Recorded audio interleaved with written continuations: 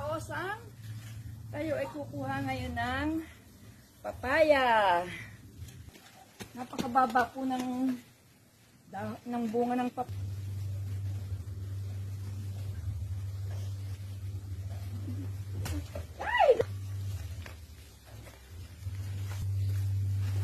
At eto na mga kaosang ang papaya. Ang kulang na lang ay ang manok.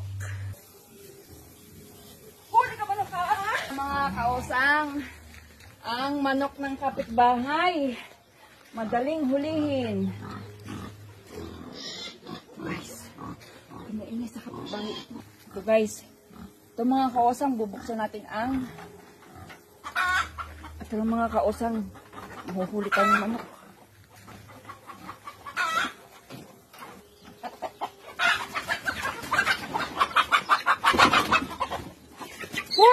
Huli. Ito na mga kaosang, nahuli ko na ang katapat ng papaya.